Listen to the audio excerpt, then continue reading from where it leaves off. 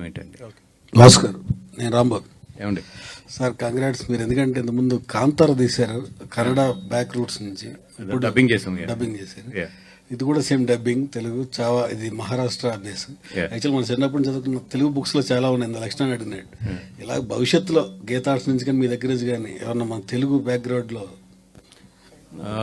నాకైతే ఎప్పుడో చాలా రోజుల నుంచి మనసులో ఉన్నది ఏంటంటే, మన పల్నాడులో ఆవిడ కథ ఉంటుంది కదా, నాగమ్మ కథ.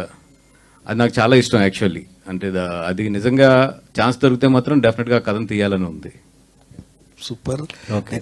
నెక్స్ట్ ఇంకొక క్వశ్చన్, అంటే వాసు గారు ఇంతకుముందు తండే గురించి మాట్లాడారు. తండే కూడా మీరు జరిగిన స్టోరీని తీసుకొచ్చి తీశారు. అప్రిషియేట్ దానికి, ఎందుకంటే మీరు అనుకున్న దానికన్నా ఎక్కువ వచ్చింది. అప్రైజల్స్ కానీ దానికని, అంటే యాక్షన్లో నాకు చెందినది కానీ చాలా బాగా చేశాడు అని కెరీర్ కానీ. ఇప్పుడు నా అల్లు అర్జున్ గారు మీ బ్యానర్ మనిషే కాబట్టి ఆయనతో హిస్టారికల్ సినిమా ఇంతవరకు ఎవరు చేయలేదు.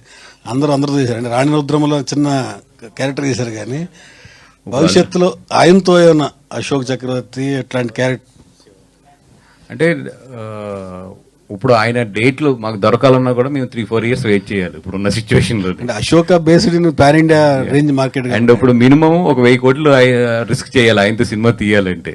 నాకు తెలిసి అరవింద్ గారు ఇప్పుడు ఆయనకున్న ఏజ్ లో కానీ ఆయనకున్న ఒక ఏమంటారు ఒక హ్యాపీ దీంట్లో ఆయన ఎంతవరకు ఇంత పెద్ద ప్రాజెక్టులను ఎత్తుకుంటారు అనేది వెయిట్ చేసి చూడాలి నేను కూడానండి.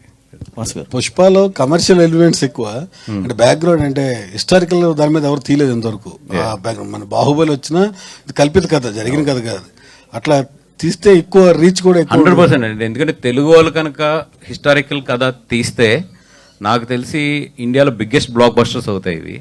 ఎందుకంటే మన డైరెక్టర్స్ దగ్గర ఆ సత్తా ఉంది, మన యాక్టర్ల దగ్గర ఆ సత్తా ఉంది, అండ్ టెక్నికల్గా కానీ కమర్షియల్గా కానీ మనకు అంత బ్యాండ్ విత్ ఉంది. కాబట్టి తెలుగు సినిమా అనేది హిస్టారికల్ టచ్ చేస్తే మాత్రం ఇప్పుడున్న ప్రజెంట్ ట్రెండ్లో టైంలోని డెఫినెట్గా ఇండియాలోనే బిగ్గెస్ట్ ఫిల్మ్ అవుతాయి. నాగమ్మ పెట్టుకుంటే క్యారెక్టర్ తెలుగు ఆర్టిస్ట్ ఎవరుండే మీ మనసులో? ఇంకా ఆలోచించలేదు. అంటే December 5th యాక్చువల్గా ఈ సినిమాలు పుష్ప